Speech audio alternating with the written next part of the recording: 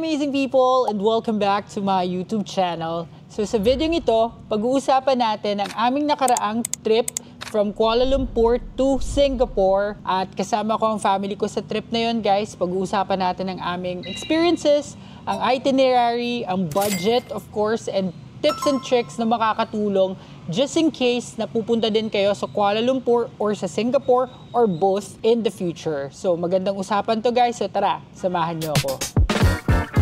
So una, guys, pag-usapan natin ang aming travel date. So we visited Kuala Lumpur and Singapore from March 30th to April 6. So kung mapapanood din nyo yung aming vlog, nagsimula kami sa Kuala Lumpur, and then from Kuala Lumpur, sumakay ulit kami ng plane papunta naman sa Singapore, and from Singapore, pabalik ng Manila.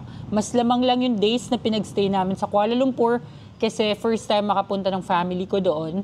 And then nag-side trip kami sa Singapore kasi na-miss din namin yung Singapore. Very accessible siya sa isa't isa. You have different methods on how you could transfer from Kuala Lumpur to Singapore and from Singapore to Kuala Lumpur.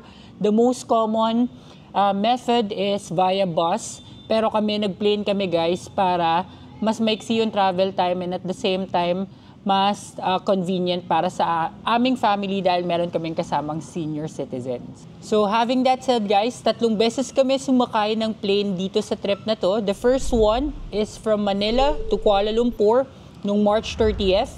And then from Kuala Lumpur to Singapore noong April 3rd. And finally, from Singapore back to the Philippines noong April 6th. Yung flight namin from the Philippines to Kuala Lumpur and from Singapore to the Philippines, we booked it via Cebu Pacific kasi yun yung pinakamura that time. And then yung Kuala Lumpur to Singapore naman is via AirAsia kasi mura din yun that time. And on top of it, meron din kami mga baggage allowance na binook which we'll tackle later on. And then, we also paid travel tax, of course, 1,620 per person kapag aalis kayo ng Pilipinas for tourism purposes going to any other countries. So, make sure na meron kayong nakaprepared na 1,620. And good news, guys, kasi doon sa kiosk ng TIEZA, doon sa mga bayaran ng travel tax sa NAIA, nagtatanggap na sila ngayon ng GCash or ng QR code. Meron ng QR code doon. Before kasi pure cash lang sila. So, good news yun sa mga walang cash na dala para makapagbayad din via online or GCash or PayMaya or whatever online platforms you may want to pay with. Okay, so next naman, guys, pag-usapan naman namin yung mga hotels na binook namin doon sa 2 countries na binisita namin. First one is more like an Airbnb or a whole apartment type. Binook ko yun via Agoda. Ang pangalan niya is Agile Suites, Kuala Lumpur, Bukit Bintang. So, 2-bedroom yun, guys, and kung mababalikan nyo yung room tour natin doon sa Agile Suites, napakalaki for 4 people, napakalaki niya, and meron siyang 2 bedrooms, meron siyang washing machine, may malaking ref, merong toilet and bath na 2, tapos meron din siyang dining area, may living room, sobrang lawak, guys, at nabook ko yun for about 1,300 pesos per night lang. So, murang-mura siya. And imagine, guys, 4 lang kami doon. Kaya napaka-convenient. Ang sarap ng tulog namin doon. And very spacious and tahimik yung lugar, guys. So, highly recommended siya. Especially kung family din kayo at gusto nyo magkakasama kayo sa isang apartment or sa isang room. Swak na swak yun para sa inyo. Sa Singapore naman, guys, binook namin na hotel is The Snooze Hotel Bugis. Ito na yung pinakamurang na book ko or nahanap ko for the dates that we have and for the number of people that we have. So, ito is located lang sa Bugis. Very convenient siya in terms of location dahil malapit siya sa Bugis MRT, malapit siya sa Bugis Junction, sa Bugis Food Street. So, walking distance lang lahat yon. And at the same time, guys, mura din siya for its cost. So, 2 rooms yung binook namin, guys, dito sa The Snooze Hotel. And kung babalikan nyo yung room tour, okay na rin siya, matutulugan din siya. Mas maganda to compare dun sa first na book namin sa Hotel 8 ba yun? Or something like that na nabook ko nung previous Singapore trip namin. Mas malapit din to sa mga sakayan and walking distance siya sa mga Suntec City, sa mga iba pang establishments na pwedeng puntahan. So, ang total na price na nabook ko para dito sa hotels, the Snooze Hotel Bugis for 2 nights, dahil 2 nights lang kami dito, is 15,956 pesos and 91 cents. So papatak siya ng mga nasa 3,989 pesos and 23 cents per head. Tapos, kung babalikan natin yung sa Kuala Lumpur, mas matagal kami doon, 5 araw or 4 na araw. Nagstay kami doon. Ang total na nabayaran namin is 13,305 pesos and 46 cents. And papatak lang siya ng 3,326 pesos and 36 cents per person. So kung kukumpara nyo, mas matagal yung length of stay namin sa Kuala Lumpur, pero mas mababa yung per pax namin doon sa pinagstayan namin at mas malaki siya. Which only means na mataas talaga guys yung cost of living and yung prices sa Singapore. So, isa rin yun sa mga dahilan kung bakit mas nilamangan namin yung days ng pagstay namin sa Kuala Lumpur compared sa Singapore. Dahil sa napuntahan na namin siya before, medyo mahal lang talaga sa Singapore. Kaya one of the things that you could take note of is to make sure guys na mag-research kayo ahead dun sa mga hotels na pagstayan nyo and yung budget nyo rin para ma-maximize yung budget nyo dun sa number of days na pagstay nyo and at the same time, hindi kayo kulangin. So magandang tip yan, lalo na dito sa Singapore na very high yung cost of living. So next naman guys, pag-usapan naman natin yung mga lugar na napuntahan namin and yung mga day-to-day itinerary namin. So of course, yung day 1 namin, technically day 0, pagdatlapag namin sa Kuala Lumpur, nag-airport transfer lang kami via Klook. And then pagdating namin dun sa hotel, konting room tour lang, natulog lang kami. And kinabukasan, nag-start kami kaagad ng tour na binuko din via Klook. Yun yung Genting Highlands and Batu Caves Joiners Tour via Klook. So, presyo noon mga nasa around 2,000 pesos per person. Lalagay ko sa baba yung sa description box yung link para ma-check nyo. And do not forget to use my promo code EMILCLOOK sa mga bagay na ibubuk nyo via Klook so that you could save additional discounts on top of the discounted rate that's on Klook. So book it via Klook. And nag-enjoy kami doon kasi whole day trip siya halos guys. First time kaming makasakay doon sa longest cable car ride dito sa buong mundo na doon mo lang matatagpuan sa Genting Highlands. And at the same time, kung may chance pa sana, kung medyo mahaba-haba yung oras, magra-ride sana din kami dun sa mga indoor attractions or dun sa theme park. Meron kasi dun indoor and outdoor theme park sa Genting Highlands. So whichever would be much more exciting for you guys, yun yung puntahan nyo. Pero I would suggest lang na kung sakaling mag-theme park kayo, wag na kayong sumama sa mga joiners tour. Pumunta na lang kayo dun mismo sa Genting Highlands. Kasi pag mga joiners tour, limited yung time nyo and may schedule kayong dapat sundin. Otherwise, iwan kayo ng service or iskipan kayo ng tour guide. So yun lang yung isa sa mga cons kapag magjo-joiners tour kayo. Pero all the rest, since ako kasama ko yung family ko, hindi naman sila mahilig mag-ride, kaya okay lang din na nalibot lang namin yung Genting Highlands, nakakain kami doon ng lunch, and in-enjoy lang namin din yung time namin doon, lalo na yung cable car ride, kasi longest yon doon sa buong mundo. Isa pa pala guys na napuntahan namin doon sa Genting Highlands is the Genting Highlands Premium Outlet. Kung mababalikan nyo yung part na yun guys, nakapag shopping pa kami doon ng shoes para doon sa aking parents, doon sa Skechers. Kasi nakabili kami doon ng 2 shoes for like 6,465 pesos lang, dalawa na. Kasi may discount na 30%. So mura din doon. Pipiliin mo lang talaga yung shoes na gusto mo, yung style, kasi do not expect na yung latest na mga models nila or brands, magtitinda sila agad ng mga discounted rates. So syempre yung mga may discount, yun yung mga lumang models na and all. Pero nasa sayo pa rin kung bibili ka. And then, day 2 naman guys, pumunta tayo ng Chinatown at pumunta din tayo ng Central Market. Pumunta tayo ng KLCC at nakita natin yung Petronas Twin Towers na first time din nakita ng aking family. So nakakatuwa. Medyo umulan lang that time kaya hindi kami masyadong nakapag-stay doon sa labas. Pero nakita naman namin. So sobrang init noon time na yon, tapos biglang umulan. Kaya mahirap naman na lumabas pa rin kasi baka magkasakit naman kami. Kaya, pero na-enjoy namin siya all the rest. Tapos, nag-grocery din kami. Ang isa sa mga tip na may suggest ko kung magbubook kayo ng Airbnb or magbubook kayo ng mga hotel, apartments is, bumili na lang kayo ng lulutuin kaysa yung lagi kayong bibili sa labas. para at least mas tipid, and home cooked meals is still the best. Kaya yun yung ginawa namin sa day 2. And then day 3 guys, lumibot kami sa buong Bukit Bintang. So nagtry kami ng mga viral na food doon. Of course, number 1 sa listahan yung Damascus na shawarma na sobrang laki guys. Sobrang laki nun, and sa price niya parang pwede maghati yung 2 tao sa isang shawarma kasi sobrang laki talaga niya. It just so happened na hindi ako masyadong mahilig sa shawarma and hindi ko siya masyadong nagustuhan. Pero kung kayo, mahilig kayo sa maanghang, mahilig kayo sa mga shawarma, sa mga Turks and all that, baka magustuhan ninyo yon. So, kanya-kanya naman tayo ng panlasa. So, kung mapapadpad kayo ng KL at meron kayong budget, why not try it? Tignan nyo kung magugustuhan nyo rin siya. Pero, aside from that, trinay din namin yung fried fries. Yun naman guys, highly recommended siya para sa akin. Para siyang mozzarella cheese na sobrang masarap, and yung mga dips nun guys na pagpipilian mo, sobrang masasarap din yung mga napili namin.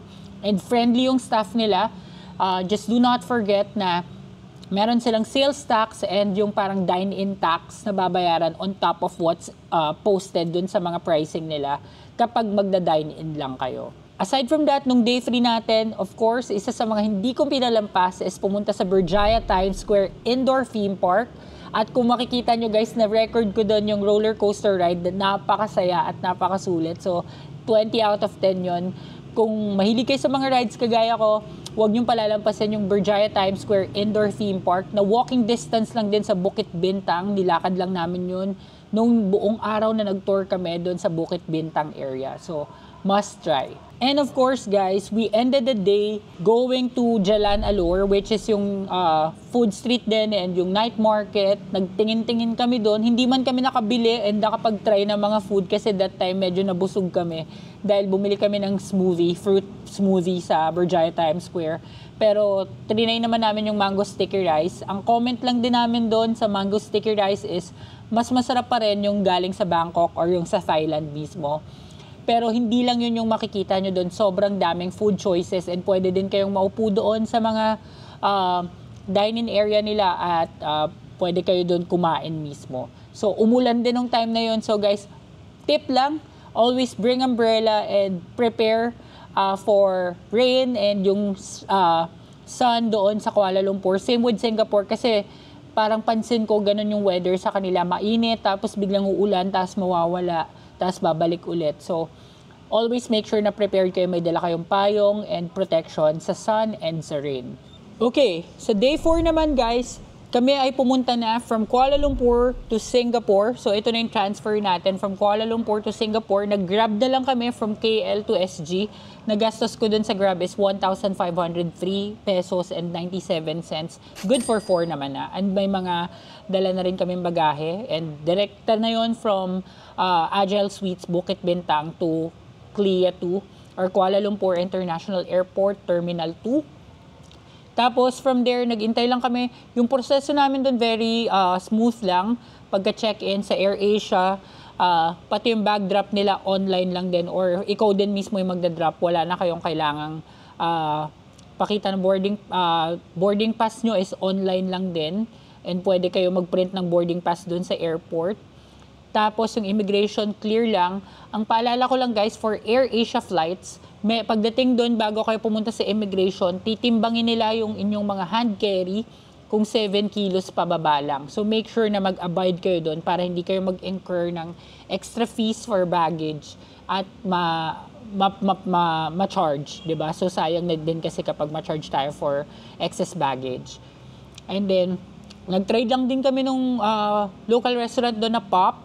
Tapos, pagdating naman dun sa check-in counters or dun sa boarding area, nag-try lang kami ng Burger King.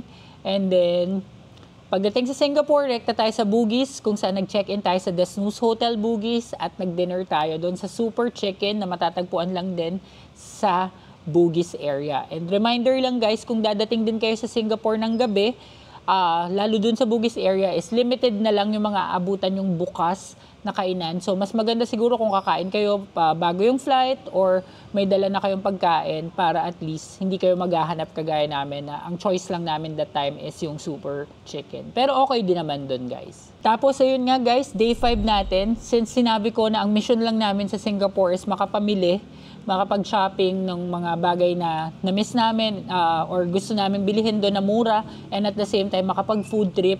Yun yung una namin ginawa. Nagpunta kami sa SG souvenir shop na nasa tapat ng Mustafa Center, namili ng mga magagandang tote bags, keychains, and pasalubongs. And of course, sa Mustafa Center, perfume. Bumili kami ng mga perfume. For chocolates and other stuff, Value Dollar and ABC Mart, guys. Yun yung dalawang pwede kong recommend. May ABC Mart sa may likod ng Bugis. Value Dollar, maraming Value Dollar branches. Pero yung lagi naming pinupuntahan is yun sa Lucky Plaza. Kasi kung meron kayong dalang USD or Philippine Peso na gusto nyong papalitan at ma-maximize yung exchange rate, dun sa Lucky Plaza kayo magpapalit. Dun talaga nagpapapalit lahat ng Pilipino. And at the same time, kumain kami sa Bugis, of course. Dun sa Bugis, guys, meron dun food court sa loob. Pwede kayo dun kumain kasi mga authentic Singaporean cuisine siya. And mura lang dun, guys. Dun yung pinakamura pero heavy meal. Meron dun yung 2 gulay or 2 ulam, 1 rice, mga ganong choices. Tapos meron din yung mga chicken noodles na masasarap talaga. So sulit na sulit yun. And sobrang na-enjoy din namin tong day 5 na pag-shopping. At of course, bago kami bumalik ng Bugis that time, nanood din kami ng free light show sa Gardens by the Bay. So, abangan nyo yun, guys, or panoorin nyo yun dun sa mga previous episodes ng vlog na ito kung di nyo pa napapanood. Kasi free lang yun, upo lang kayo, hanap lang kayo ng spot, tas makikita nyo na yung light show. Hindi lang kami masyadong lumapit kasi pagod na that time yung parents ko. Pero kita pa rin namin dun sa pinagstayan naming area yung light show. So, na-enjoy pa rin namin siya at first time namin nakita yun dun sa Singapore. So, sa day 6 namin, guys, this is our last full day sa Singapore dahil yung day 7, technically, madaling araw ng day 7 yung flight namin pabalik sa Pilipinas. So, wala na rin kami nagawa nun. So, nagpunta kami sa Maxwell Hawker Center na first time kong napuntahan sa Singapore. And then, nagpunta kami sa Chinatown. Natapat lang ng Maxwell, so nakapagbili pa kami ng additional souvenirs doon. And then nagpunta rin kami ng Suntec City. Doon kami nagpalipas ng oras bago kami bumalik sa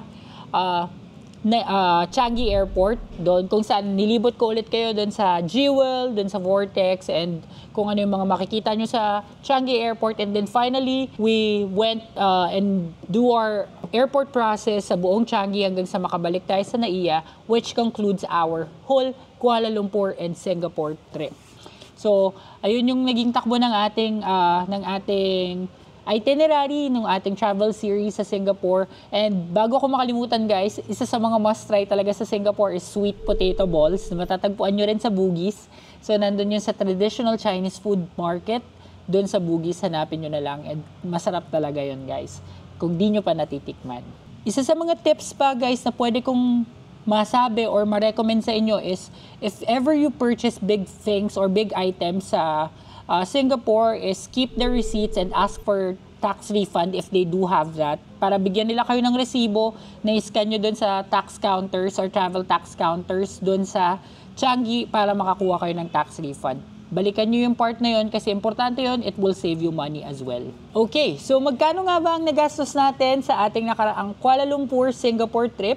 So ang flight cost natin, including both Cebu Pacific and AirAsia flights, would be 49,784 pesos divided by 4. So that will be 12,446 pesos each since apat kami. And then travel tax will add 1,620 each. And then bumili rin kami ng EasyLink card sa Singapore na nagkakahalaga ng 431 pesos and 99 cents each. Sa mga hotels, yun nga nabanggit ko, sa Kuala Lumpur sa Agile Suites, nasa 3,326 pesos and 36 cents per person. And then sa The Snooze Hotel Bugis sa Singapore naman, iyon ay 3,989 pesos and 23 cents. Sa food, guys, ito na yung lahat ng food na kinain namin. Hindi naman kami masyadong nagtipid sa food. Trinay namin yung mga pwedeng itry. ang total na nagastos namin is 16,202 pesos and 18 cents divided by 4. That's going to be 4,050 pesos and 55 cents. And the next, Clookables, mga tours, airport transfer, SIM card, mga bagay na binook namin via Klook. It's 8,856 pesos divided by 4. That's going to be 2,214 pesos each lang. And then sa transportation, ito yung mga Grab, yung mga MRT, mga ganyan. Ang total is 4,180 pesos and 69 cents divided by 4. That's going to be 1,045 pesos and 17 cents. Kung mapapansin niyo guys, panay Grab kami sa Kuala Lumpur and nag-train lang kami sa Singapore.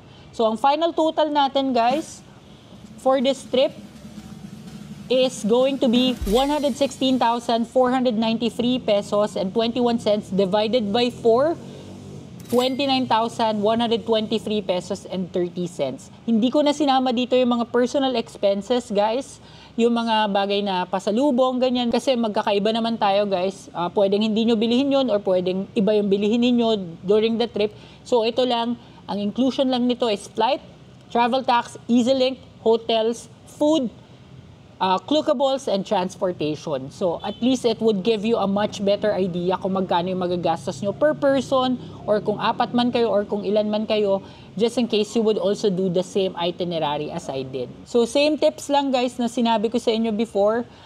Please make sure to book your flights ahead of time and make sure na mag-research kayo kung saang area kayo sa Kuala Lumpur or sa Singapore magstay.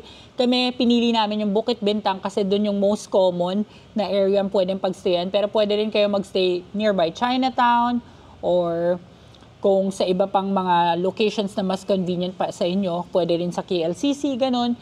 Sa Singapore, guys, kung yung first itinerary namin yung susundin, nagstay kami sa Aljunied area pero natuto na kami dahil nga second time na nila sa Singapore at third time ko na sa Singapore, sabi ko sa Bugis na kami magstay dahil doon talaga mas malapit sa lahat. Kaya medyo mas mataas ng konti yung hotel pero mas convenient naman, lalo kapag may kasama kayong senior citizen. So always book, check your or check nyo yung mga websites ng airline, at least Tuesdays or Wednesdays kasi mas mura sila doon. Subok na yung tip na yun guys. And at the same time, search for free attractions. Kasi maraming free attractions, hindi lang sa Singapore or hindi lang sa Kuala Lumpur, kundi pati sa Singapore, guys. Parehong locations yun. Mas may mga chance na makapunta kayo sa mga free attractions, sa mga ikot-ikot lang, enjoyin lang ng mga mata ninyo, gaya ng mga Petronas, ganyan. Libre lang yun, makakapunta kayo doon ng hindi kinakailangan magbayad o hindi kinakailangan gumastos.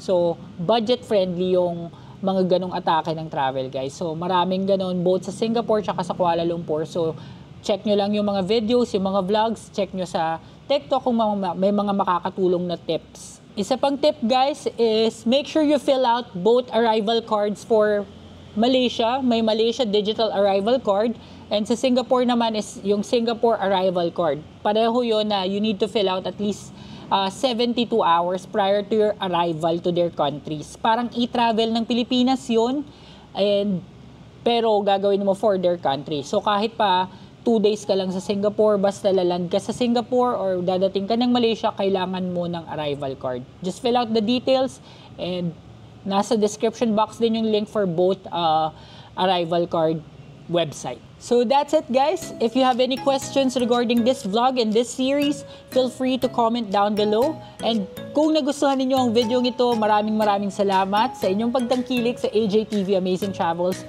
Please give me a like, comment, share, and subscribe to my channel. And do not forget to hit the notification bell para updated kayo sa aking future vlogs. So abangan ang next travel series natin sa Da Nang, Vietnam. Yun lang guys. Maraming salamat. Bye!